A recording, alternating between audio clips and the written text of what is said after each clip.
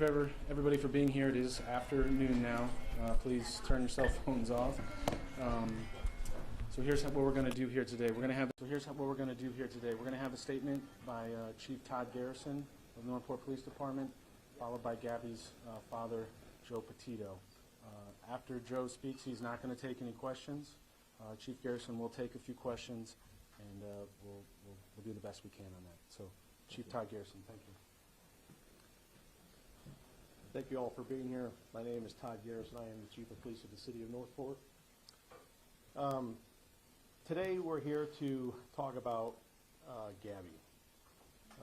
Gabby was a resident of, or is a resident of Northport. And Northport is a close-knit community where what happens is felt by all. We are here today to provide an update to Gabby Petito, who was reported missing on September 11th, 2001. In June of 2021, Gabby and her fiance embarked on a cross-country trip with plans to travel across the West Coast and visit state and national parks in the western United States. They were traveling in Gabby's 2012 white Ford van and documented their journey on YouTube and social media. We have a picture of the white Ford van that they were traveling in. She maintained regular contact with her family members during her travels.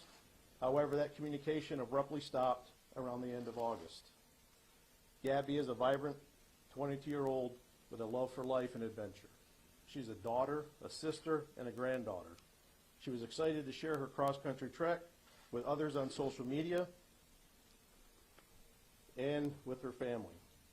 Gabby's family and those in the community here and in New York who know and care for her are hoping for answers about her whereabouts.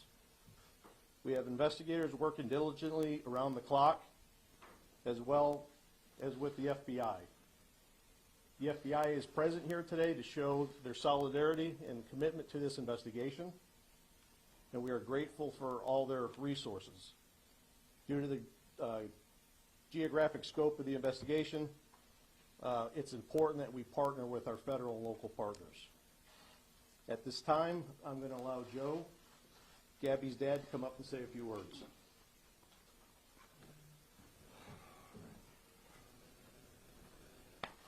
All right, what I need from everybody here is help, because the goal is still not met, and that goal is to bring Gabby home safe, all right? And I'm asking for help from everyone here. I'm asking for help everyone at home. I'm asking for help from the parents of Brian, and I'm asking for help of the family members and friends of the Laundrie family as well.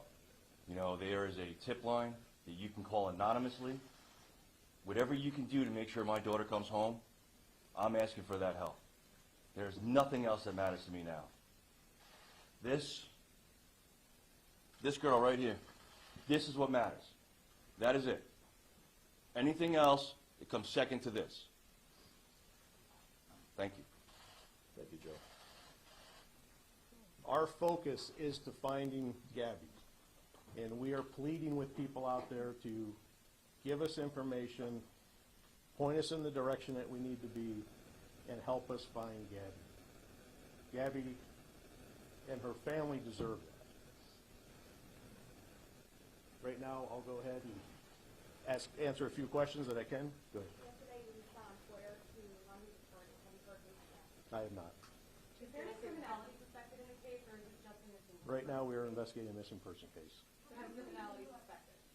None at this time. Right now, it's a missing person case. Chief, how frustrating is it knowing that the family lives just a short distance away from the police department here? I'm sure your officers have to drive by his house, and you know that he hasn't given you any sort of answer. Well, we share the frustration with the world right now. So, you know, 2 people went on a trip, 1 person returned, and that person that returned isn't providing us any information. Chief, can you bring Brian Laundrie in for hindering the investigation or for stealing Gabby's car? Right now, no.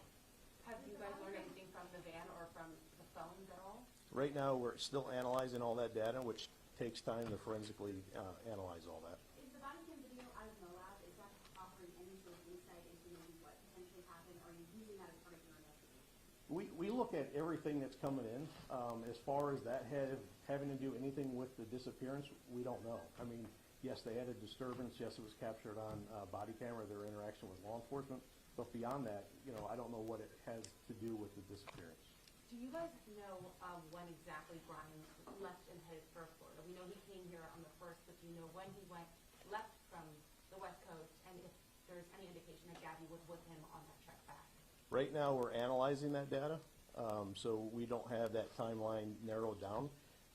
There's a lot of information that we have to go through. Do you know where Brian Laundrie is right now? Yes. Chief, has the family attorney said anything else to you during your interaction? The family attorney arranged to get us some property that we were looking for, and beyond that, no. Nicole Schmidt said that she last spoke with her daughter on August 30th, or at least someone purporting to be her daughter. Has any forensics been done on her phone? Has the phone records been requested? Have they been provided? Everything is being forensically analyzed right now, and it takes time. Including Nicole's phone? No, we don't have Nicole's phone. And have you requested it? Requested from who? From her? Oh, I'm sorry, from Nicole's phone, I'm sorry. I don't have the answer to that, as far as that. At this point in the investigation, is Wyoming still the last place that he's known to be? Right now, it seems to be the area that we're looking at. What would it take in your investigation to find out? Right now, this is a missing person case, all right? And our focus is to find Gabby. My focus isn't to bring Brian in right now, it's to find Gabby. Brian is exercising his constitutional rights, and I have to respect that. But as of right now, the focus is finding Gabby. Well, she's been missing for 2 weeks and she's possibly being in danger. Why does he get the privilege to tell you no, that he's not coming in to speak to you?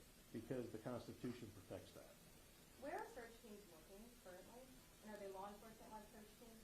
We have no physical search teams on the ground like doing grid search right now. We have resources and law enforcement partners that are out in the field following up tips and leads. But as far as a grid search right now, we're still trying to narrow down geographic areas. And do we know the exact date and exact, confirmed location that she was? We're still There's analyzing been, it. some say Salt Lake City, some say the National Park.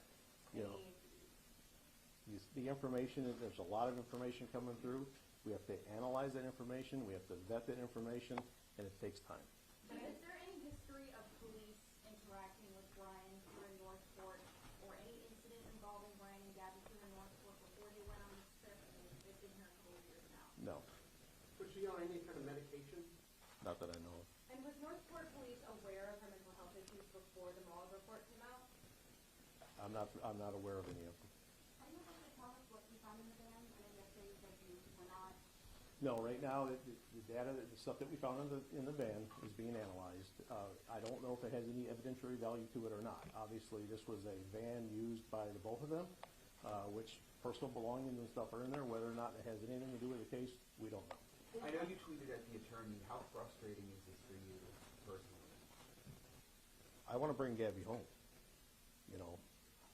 So, of course it's frustrating. And he answered us. We asked him about your tweet, and he said no comment. Your response, sir? Where's Gabby? That's my response. Emotionally for you, as a father, as a human being, talk about what this case is triggering for you. This isn't about me. This is about Gabby, and that's where I want to keep the focus. No, I know, but, just looking at her face, talking with her family, how is this, is that, is there any response from you to?